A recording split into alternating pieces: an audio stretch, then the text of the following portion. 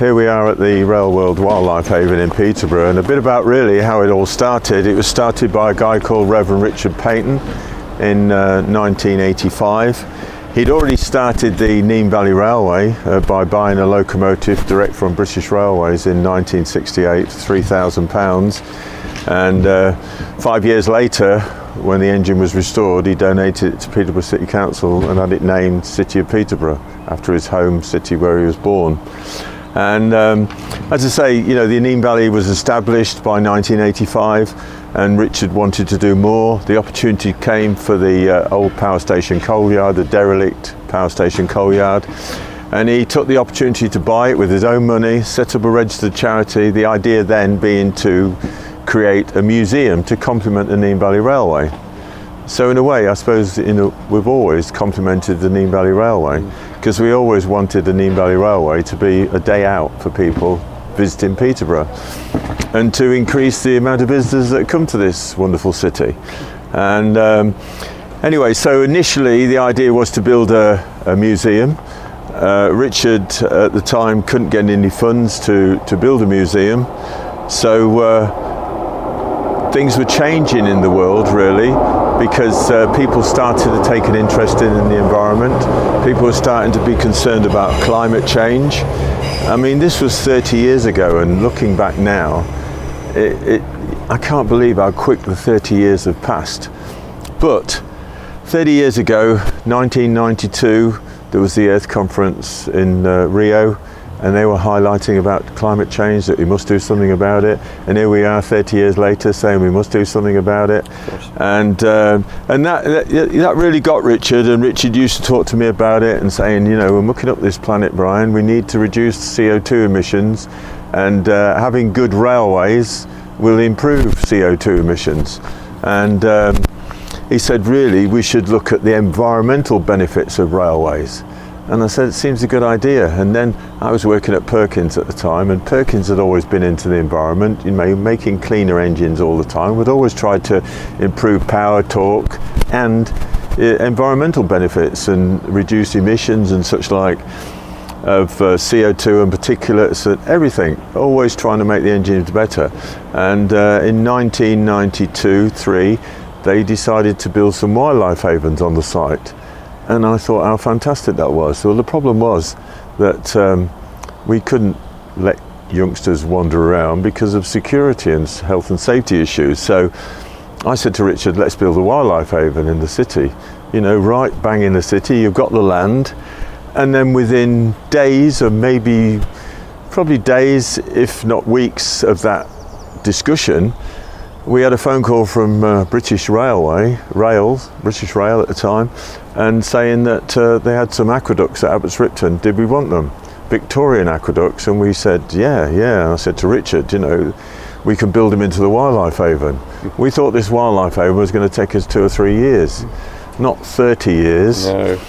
But, you know, if you look at this now, you can see that 1976, those of us that are old enough to been around in 1976, I can remember it so clearly. But look, they're the world temperatures in 76. These are the world temperatures in 2018.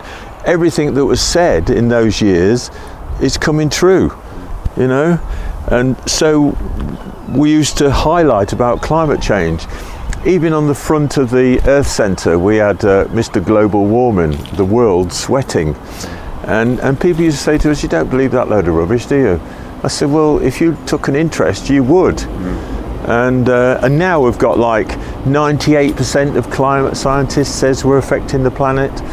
Even back in the day when people used to advertise, the TV used to advertise smoking, you know, for your throat's sake, smoke Craven A, and this, that and the other. And there was only 60% of doctors said that smoking gave you cancer. You know, so there's a lot more scientists that say that we're affecting the planet, and I can't believe people that think we're not. Anyway, so we dropped the climate change bit, and we said, well, no one can complain about enthusiastic volunteers creating a wildlife haven in the middle of the city. So that's what we started, not realizing it was going to take so long to achieve. But this is the site. You know, Richard Payton over the years acquired all this site. We've got access through Cubitt Way. We've got a car park. The reason this curve is here is because originally they wanted to take the Nene Valley Railway across a new bridge straight into Peterborough main station, but that was going to cost too many millions for the bridge. But Richard did look at a bridge on the old line between March and Spalding, and even to the point of, could we float it through the lock gates at Dog and Doublet? But anyway, it never happened. But that was the complete reason why it was a curve there. So we built the Wildlife Haven in that corner and the Air Centre. The Air Centre took us 20 years to build, and the Wildlife Haven's taken us 30 years to build. And you know, I'd like to take you round and show you it, but look at the entrance to the Nene Park. You know, how many cities? We're 400 metres from the city centre here, and look at that corridor out into the countryside and the fabulous Nene Park. And the Nene Valley Railway goes all the way through it. You know, it's such luck that everything has come together to create a special attraction for our city. So right now we're just in this corner here. And I'm familiar with Wansford, which is all over the way over here. Yeah, and then Yarwell Junction, which is there. And ironically, the railway line used to go between Wansford and Stamford, right? Went over this Cattle Creek Bridge here, which we were given back in 1994, 95. And so we've got that bridge there. There's the railway line, and now we're getting this railway station here, which used to be called Wansford Road. Even though that line was abandoned in 1929, the station was there, and someone bought it as a private dwelling, and it was used as a house. Now they're modifying and upgrading the A47, so the house is in the way, so we're going to get it as our new entrance, which, bearing in mind that we're just a little group of volunteers trying to do our bit to create a better world, is absolutely fantastic for the highways people to think about us in that respect. Yeah, to support you in that way. To support us in that way. So it's going to be dismantled and then transported here, and then we've got to sort out the building. But we're putting for planning at the moment. When you say dismantled, my understanding is it's literally brick by brick. Yeah, brick by brick, yeah. So absolutely amazing ordnance survey maps showing just what is around this city. These are some historical pictures, because fantastic view of the site. This is what the site was like. We knew there was a turntable there, and back in the late 90s, Ken Hook and I and Richard Payton dug it all out and exposed it. When we got to the bottom, we found out that there was all the edging stones were still at the bottom, all the carved granite edging stones. So this is a picture from the 1920s of the actual turntable. In the background you can see the pumping station, which took water to the Midland Railway Depot, and in the background you can see the Crescent Bridge. Yes, yeah. Absolutely fabulous picture. And all these other pictures, number 13 there, you can see the turntable. This is Steve Goodwin with a spanner that we found, which is about 1.5 metres long. There's a model by Ken Hook of the railway sheds, which we're going to display in that wagon. And there's old pictures of the old engine shed that was here. And this picture, 1932, showing the city in the year that Reverend Richard Payton was born. And you can see the London North Western shed. There's the Nene Valley line, which incidentally was the first railway to visit Peterborough. So if you wanted to come to Peterborough in 1845, you get on the station onto the railway, on the London to Birmingham railway at Euston, get off at Northampton and come from Northampton to Peterborough. I love that. And I love that you can still see the architecture of the bridge. Yeah, fantastic. And believe it or not, that bridge there is now 100 years old this year. They quadrupled the track in 1924, and they did some restoration on the bridge last year. It's a pity they couldn't have painted the whole thing up, because it's fabulous. It's all riveted construction, and we've got pictures of them actually doing it. So it's 100 years old, you know. And this here, you can see where there used to be an entrance. That was a dock there, so there used to be an inland dock. And you know, there used to be transshipment from railways to the rivers, and then the rivers to the railways. you know. And you can see here the Victorian power station, then the power station built in the 1920s, and then the one built in the 1940s, and then the brick wall around the land that Richard purchased. So this is the Garden Railway, built by Bob and Paul, Bob Clark and Paul Mitchell, all from redundant paving slabs that were donated by the Peterborough City Council from Peterborough Square when they refurbished it. And it took Bob and Paul probably getting on for a year and a half to create all this. So they've laid all the track and everything. Bob and Paul also built the shed at the end, which is all the control systems in there. We take the locos and that off site every night because we can't afford them to be around here. And the children absolutely love it. And in a way, it highlights what can be achieved just by working together and using old redundant material. And you can see on this picture here that the derelict coal yard in 1994, and you can see the hospital in the background, and Baker Perkins, and the sycamore tree and the apple tree, and they were the only significant trees on the site when Richard bought it. And there's the old railway wagons. Believe it or not, there was 1.25 million of those in the 50s. And the old engine, steam-driven, twin-cylinder steam-driven alternator from Warboys Brickworks, another local story. And the 3 lengths of aqueduct that we were donated by Network Rail. And this was a sketch I did showing what we wanted to do to create the Wildlife Haven. And this picture here, you can see there's one of the lengths of aqueduct. In 1998 we won a UK Environmental Teamwork Award with ICI Dulux, and they spent £3,000 shot blasting the aqueducts and painting them up for us. And this is an old railway bridge, the one I mentioned, from the railway that used to go between Wansford and Stamford. And look how if you help nature, transformed, transformed, isn't it?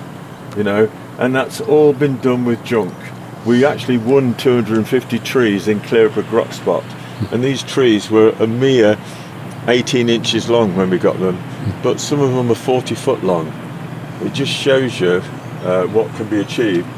I work for Perkins, part of the Caterpillar group, and we acquired the Caterpillar demonstration team in 2004-05, and we had machines from Cat here for about 5 weeks, landscaping and everything, you know. So this was the original inspiration, was the actual wildlife havens that Perkins created, and this was the first story in the company magazine about what we wanted to do. And this was very useful because in 2007 I was nominated by Hans Hayfley, who's in the background there, and I won the Chairman's Award for Community Service, and along with $25,000, which helped us get the Earth Centre finished. And there it is, receiving the award from Jim Owens. And this was the award when we won the Dulux.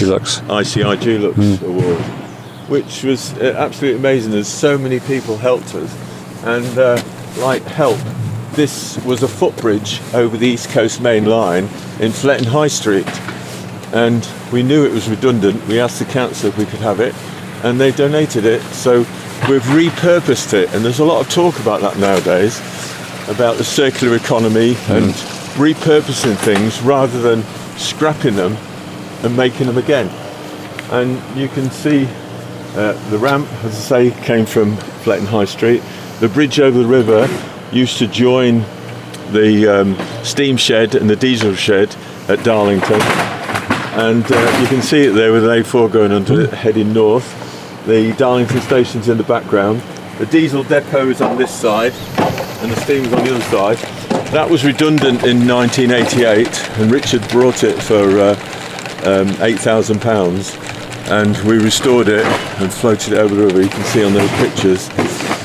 And we actually had to borrow about $125,000 to do it, which is still pretty good. You've got a big bridge for £125,000. Jeff Steele's one of our volunteers died, left us his house, and that enabled us to pay off the loan.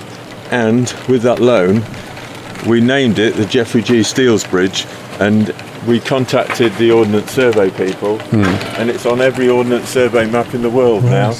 Geoffrey G. Steele's Bridge. So it's fantastic. So Jeff lives on, you know, and really we were his family, you know. So you can see this bridge. We only had it painted about 5 years ago, but it soon goes a bit green, so it needs a good wash. But like everything, there's only so much we can do, and we've got to keep open, and we've got to keep it safe, and everything else. And it's such a challenge to keep on top of everything. Just looking at the river levels, going down quite a lot at the moment. It does. It's actually, it raised about a foot this morning from me first coming here. It's raised a foot. You know, it's been amazing, really. So this is the Wildlife Haven, and I was just about to say it's really peaceful, but it is really peaceful. But you know, we're right alongside a railway, and rather noisy freight train. But when you think that that could be on the roads, couldn't it? You know, it's a lot more economical to have one driver pulling 1,000 tons. You know, it's like the container traffic. You know, with the container traffic, you've got one driver and one container. Whereas with this, how many containers can you get on a freight train? 40. You know, this was dedicated to Stuart Smith, an amazing guy who owned Peterborough Crane Hire. He helped us out so many times, didn't charge us. You know, he put all these aqueducts in place, and this was the first one. But you know, I mentioned earlier on that we thought it would take us about 3 years to build the whole place. Well, that was a dream, but reality, here we are 30 years later. But this was the first bridge we put in. One of our trustees worked for Posford de Vivier, and he got the drawings done for the supports. 7 ton of concrete in each support. Reinforcements, Peterborough gave us the steel work for all the reinforcing, and we did all the shuttering, helped by Sean and Alan, and then when we'd done it, Stuart Smith came along with his big crane and lifted the first bridge in, and what a celebration that was, you know. And when Richard died, we named it the Reverend Richard Payton Nature Haven, because without Richard buying, I mean, we reckon that he must have spent an absolute fortune on all this land, you know, and it's incredible what he's left the nation, the city, the world, really, you know, because if he hadn't bought it, we couldn't have done what we've done. There used to be a signal box there, and I said to 2 of our volunteers, this is what used to be there. The base is still there. And then a couple of weeks later, they come back to me and said, we want to rebuild this. Can you get us some money? So I said, leave it with me. So I contacted Perkins, who'd helped us tremendously over the years. And they said, yeah, put in for an appeal. And so I put in for £2,000, and we were lucky enough to get it. Yorkshire Building Society donated another 500. Compare the Market donated another 500. And A1 Steel provided us with a steel frame for the base. And it was all done by that, you know, 2 retired guys, 175 and 173, you know, all done from scratch. It's incredible, isn't it? And the people love it, you know. And you can see on this picture here, this is where the aqueducts came from, and you can see it in the distance there. Yeah, and an A3 Pacific coming through with the aqueduct in the background, and. You know, fascinating. If we hadn't have said yes, this would have gone. This would have gone and destroyed forever. I was going to say that would. I mean, that's obviously a nice viewing platform over the main line, but you've also got a dedicated one there further down, which we'll come to. Yeah. So there's our little pond. Once again, look at this tree. This is a walnut tree, but it was just completely and utterly self-set. We needed rocks. These rocks just weren't here. That is a big tube in there, and all the water's pumped from down the lower area into this area. All these rocks came from Ketton Cement Works. They donated 200 tonne of rocks, and also London Brick Company donated 200 tonne of clay to line all the ponds. It's been absolutely amazing the number of people that have helped us, you know. And this is the Bellis and Morecambe steam-driven alternator, twin-cylinder alternator, which spent more or less its entire life at Warboys Brickworks. And there's David Clark. David and Jamie Clark did so much work on this, doing it all up and preserving it and everything. And we've been talking to Perkins about taking the head off and putting some oil in to help preserve it, because maybe at a future date everything's here, and it's so good to explain the operation of an alternator. This is a DC part which generates DC, feeds DC to the slip rings, which is energising the rotor, and then the output is taken off the stator, and there's the output there. Right. So one day you might be able to restore it? Well, we'd love to. We'd love to. At least we've got it here. At least it's been saved. But it only does 375 RPM, which is not much at all, is it, really? No. You know? And there's the plate layers up. That was the only building on site when we arrived. And of course there's the sycamore tree and the apple tree. And the plate layers hut now is our pumping station, where our pumps are for the waterfalls, and also the boilers. Yeah.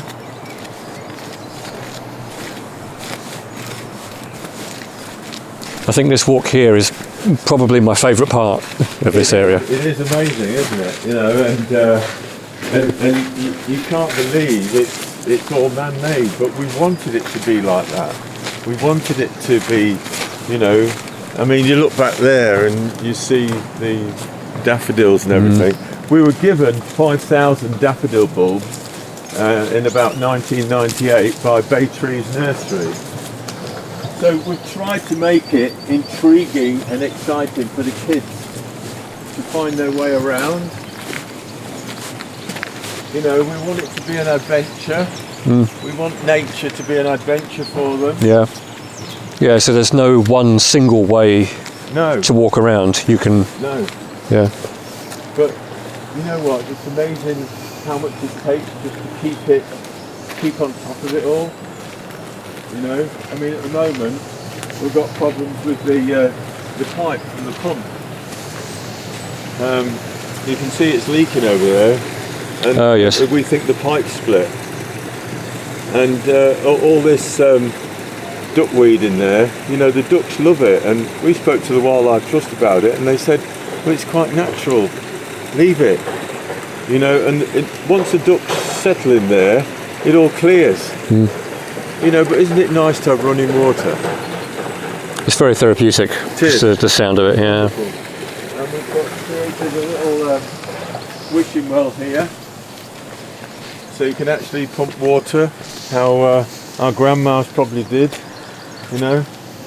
And there was a little kid the other week, and she just couldn't believe that the grandma, that's how she got her water.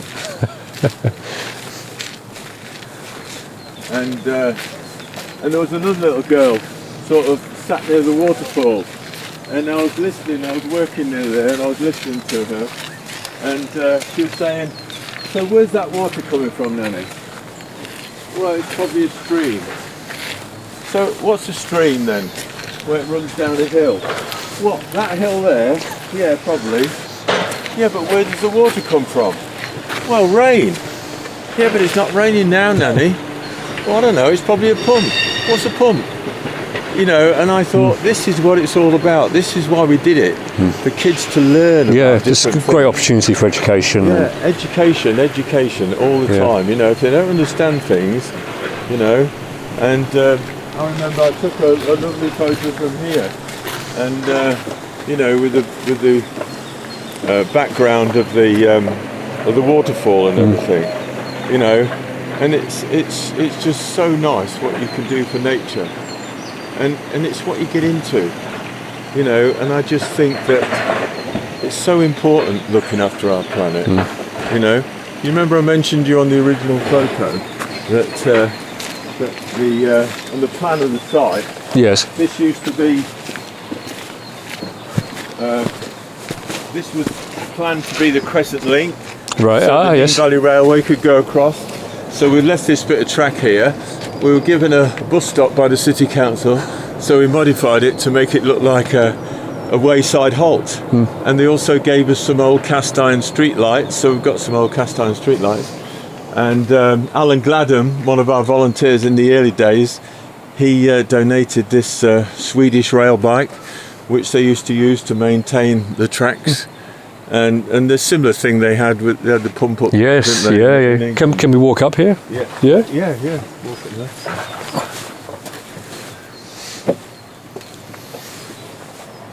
So people often have their picture taken, you know. So we call this Neen Halt with the old speed limit signs there, you know.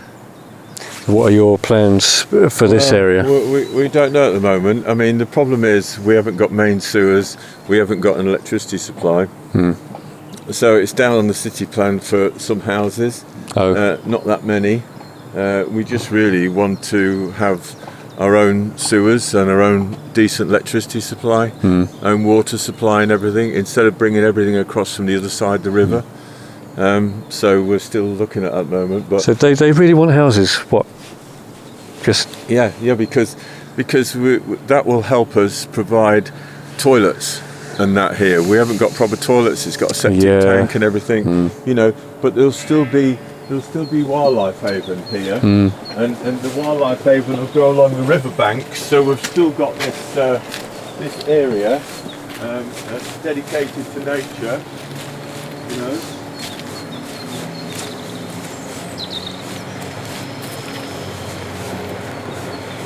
How we've got all these old tree trunks which are rotting away and providing habitat, and you know, I mean, trees like the oak tree provide habitat and food for over 2,000 species. You know, we've got beehives, and look at that old Midland Railway door-to-door service. You know. I mean, over 110 years old, but it's fallen apart. All the ironwork's there, so maybe at a later date someone will be able to restore it. The old railway wagons are now the field study centre, you know. And so this will be the extension of the Wildlife Haven.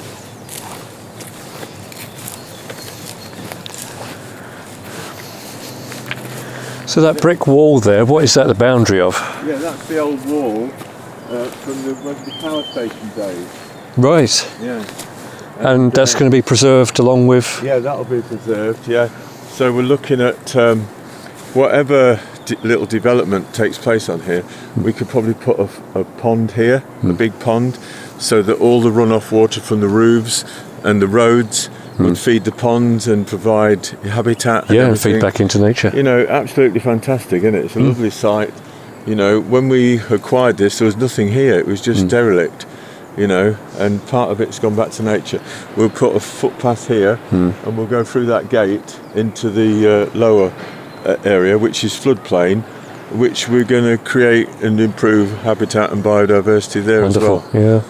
So yeah, I suppose we should say this area that we're on at the moment isn't open to the public. No, it's just for really. It's just for the purposes of the video.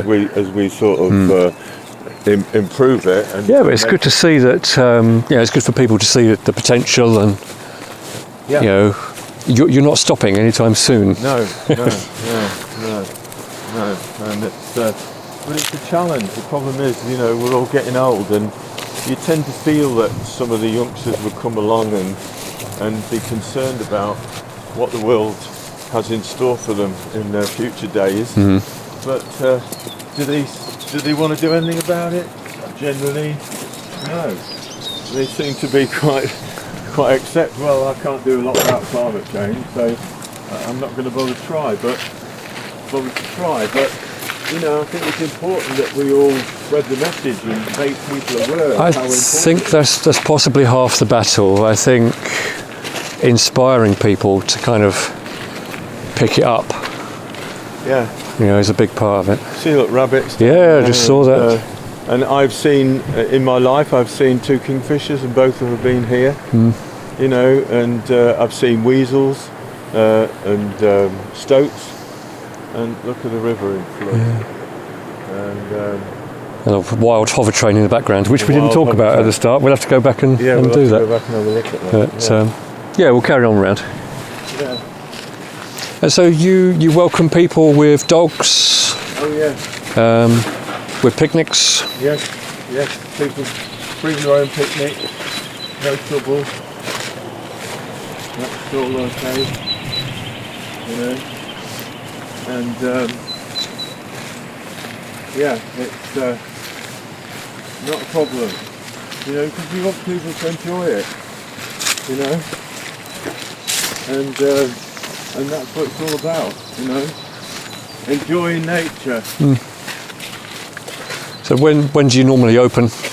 Well, we're open about 140 days of the year. It's a challenge keeping on top of it, but these trees here, we won £1,200 of the trees in Dobby's chosen charity one year. And that's where we got all these trees from here.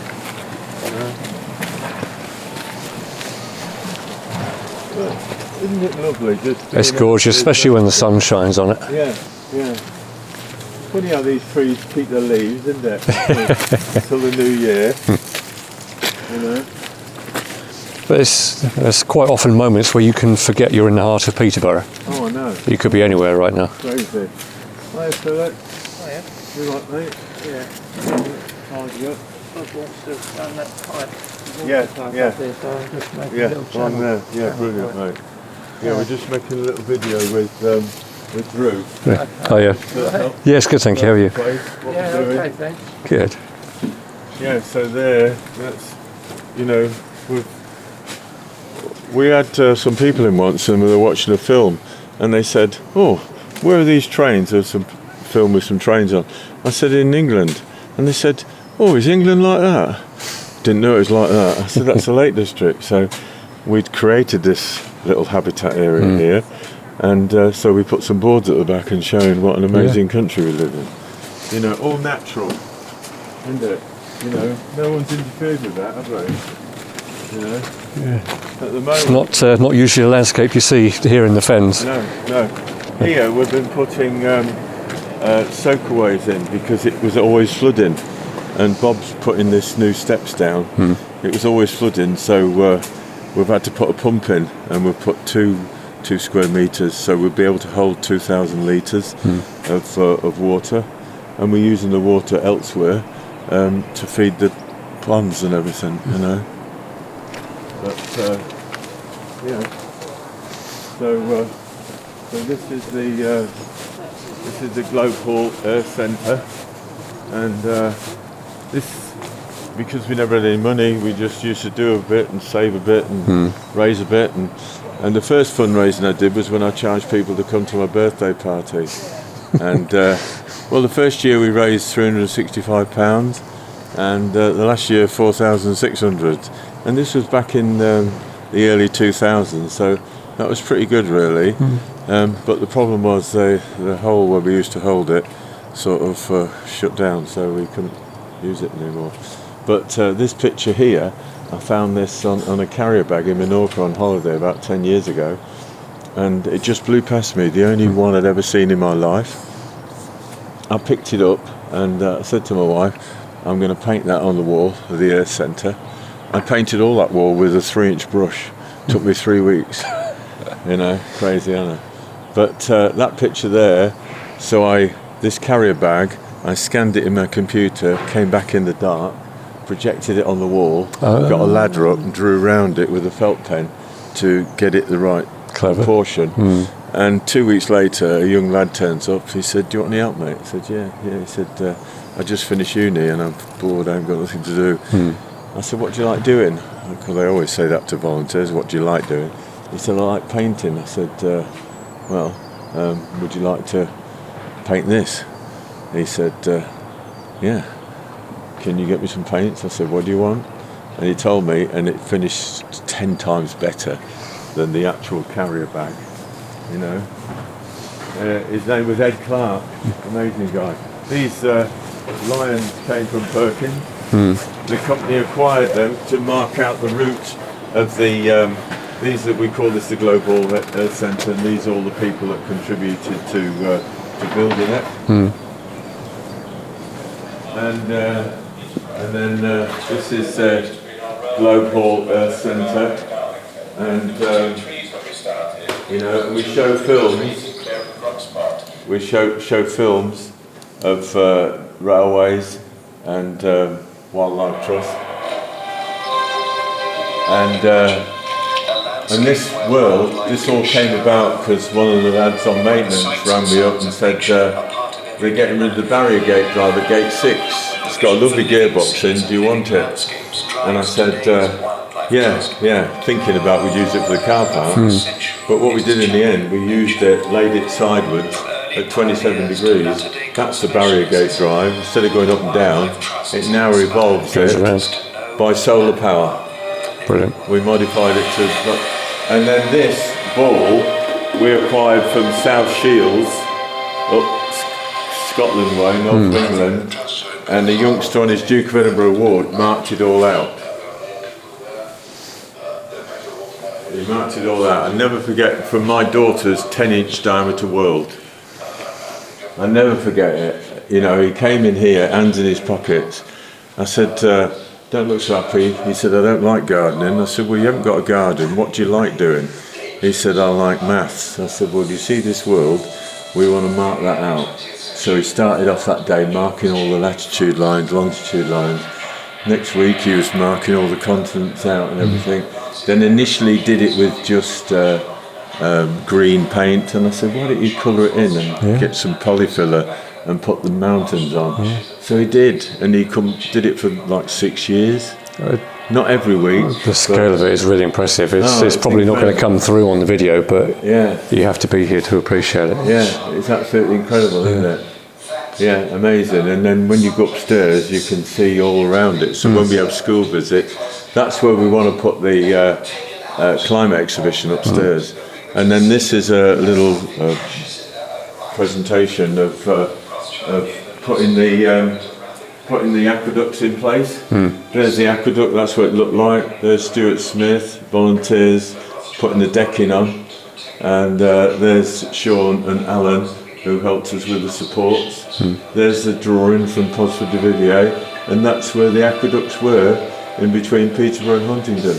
And we had to put a base down for a start. And this guy, David Jensen from Plymouth, was a visitor one day, and he said, do you need a model of this? And I said, are you going to make one then? And he said, yeah. And he lived in Plymouth, and he made it and brought it all the way here. Incredible. So that's what it looked like, you see. Yeah, it's amazing. Incredible. So, and then this is highlighting the population plot. This is highlighting all the different emissions, you know. And the fact that we're so lucky that the Earth is in the right place, you know. If it had been here, it had been too hot. If it had been there, it had been too cold.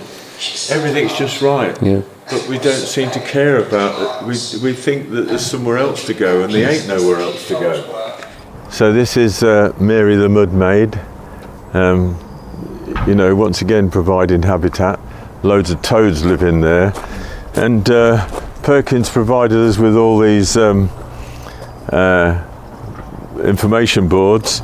Microsoft donated the wind turbine and solar panel. Microsoft? Yeah, which provides the feed here. There's the barrier gate drive down there. There it is with nothing on it. Peterborough Crane Hire unloaded it for us. There was the global warming thing that we used to put, that people said, you know, don't believe that load of rubbish. And there's Dorothy and Gordon marking it all out. And there they are in the end, Simon, Dorothy and Gordon all marking it all out. Absolutely incredible. And this is the first generation wind turbine. You know, we were given this by City University in London. They were given it and they couldn't get planning permission. This is our little cafe this side, and I'll take you into the model railway in a minute. And we've got men's sheds here, and they're building nest boxes and things like that, and doing nice things in the community. And we built this viewing platform on top of this container.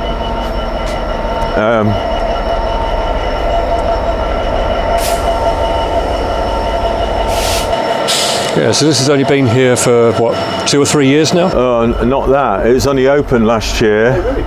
Yeah, Steve Gowan designed it all, and really, he was an engineer, a manufacturing engineer, and he designed it all and virtually built it. And we got a company, AVS Fencing, helped us with all the wood, and it's a special floor. So it's fantastic, isn't it? It gives people an insight into the railways, you know. And there's the map. We've got a new one coming that's got a rail camera put together for us.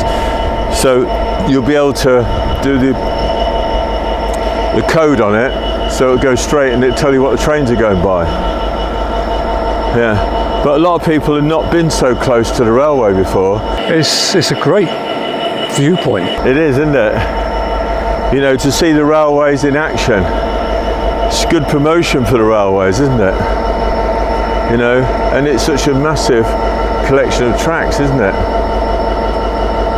And it's really quite busy.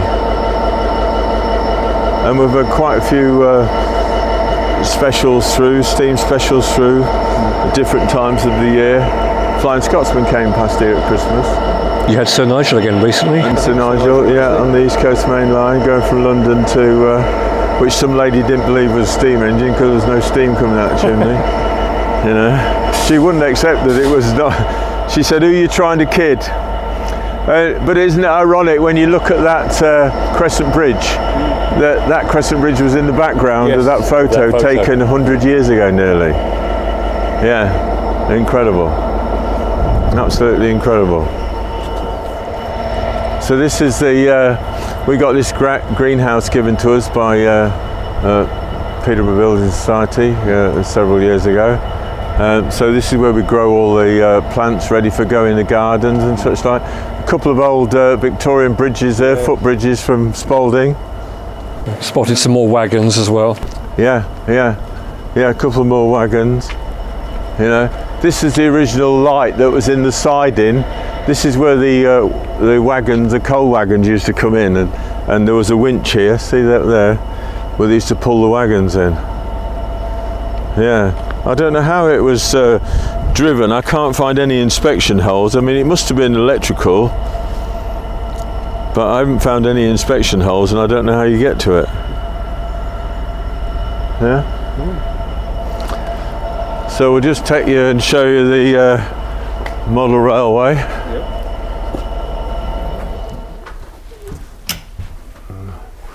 So this is the model railway room, and the workshop, keeping it all going. So the volunteers run all this, and this is John in here. Hi John, busy. This is Drew, he's just doing some filming, so John's getting everything going and keeping it all rolling, keeping on top of it all. That's a great layout. It is a great layout, and this is the layout that the youngsters can have a go at. You know? Oh, so, and they can control it from here. They can control it themselves. Brilliant. See? So they love that. And this is, I donated this. This is a painting by Alan Fernley of Duke of Gloucester coming out of Euston, and it was signed by Riddles, the designer, Daniels, who designed the valve gear, and Harrison, who authorised its construction, and Alan Fernley. I've just spotted the loco up there. Is that on yeah, that all operates. It runs. As you come in, I mean, funny thing was, the other week, there was a youngster came in here and said, "Oh, Dad, you said there's no room in my bedroom, you can put it in the ceiling." You know? Yeah, Bob Clark did all that. That's his brilliant. baby. Yeah. Someone was moaning last year saying that where's the museum? I couldn't find a museum. I said, we ain't a museum. You know? And we ain't a museum, full stop. That's why I don't like people calling it Railworld. Just Railworld, yeah. Yeah, because when they call it Railworld, they think it's just It implies it's all about... And it's not, you know. And someone said to me, what's a wildlife haven got to do with railway? I said, let's see, someone's been digging that, hasn't they? An animal's been digging that. You know, because they find bugs, you see. You know. But what we've done is we've created something special out of nothing. In reality, haven't we? Because there was nothing here before. It was derelict coal yard. And Richard got off. I remember him ringing me up. He said, "Brian, just got offered £3 million for your wildlife haven." I said, no, that's Brian's wildlife haven. Yeah, well, Brian can build it somewhere else. No, he can't. A lot of people have helped build that. Yeah. And it's for the city. Yeah. And we want it as a wildlife haven. Yeah, it's part of their legacy. And, you know, honestly, I mean, you know, in that regard, this place is priceless. Yeah. You can't put a figure. No. I just so much want to get the, you know, there is no limit to what can be achieved if volunteers, companies, groups and individuals work together for a common cause, and there's no better cause than looking after this amazing planet that we all call our home. You know, I really felt after COVID that the world would get together and do something about climate change. But there's so many people, like the Trumps of this world, that don't believe we're doing anything. And I honestly can't believe that. You know, they obviously take no interest in what's happening at all. You know? I know there was a worry at one point about the amount of coal that is being consumed by the preserved railways. But in reality, as someone highlighted, the amount of CO2 emissions that you get from that coal is equivalent to 10 transatlantic flights. And that's a whole year for the whole preservation movement, road and rail, you know, and paddle boat, you know. So yeah, there she is, RTV 31. That's a research test vehicle. Yeah, we didn't know what it meant from the start when we first got it here, and Richard found out. But yeah, it's amazing, and you know, and without Richard and without us being here, that would have gone forever. But I suppose in a way it's survived quite a while, so we can hardly complain, can we? You know. But I put this together, you know, just to tell the story, really. And I mean, it would have looked absolutely spectacular, wouldn't it? Up in the air, you know. I mean, they built 3 miles. The test track was only, in a way, they only used about a mile in the end because some of it's collapsed and they couldn't use it. But look how much better it looked when it was clean. But the problem is it's getting up there all the time. Yeah, the picture shows you got like a rig there. In there, you know. But the reality is we've saved it from that. You know. So as we're here, we might as well talk a little bit about this. So the hope at the moment is that we can save it because it is at risk at the moment of being cut up. Yeah. Well, I think it not necessarily cut up. I think it'll fall apart. You know, I don't know. I mean, looking up at the top there, it doesn't look all that bad. Yeah, I know, but you get in the top and it is. Yeah. And and I mean, you know, look at the beam. You know, exposed ironwork, and pigeons everywhere.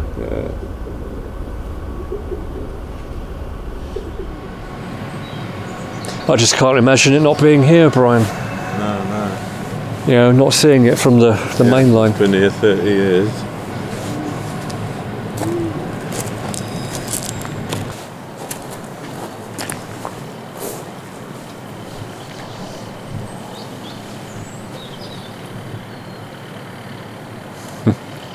I often forget the scale of it, you know. It's not until you stand next to it you realise. How big it is. Yeah. And it weren't full size either. You know, they were going to be a lot longer than this. But they just wanted something to try, you know. Yeah. To try to prove the engine off.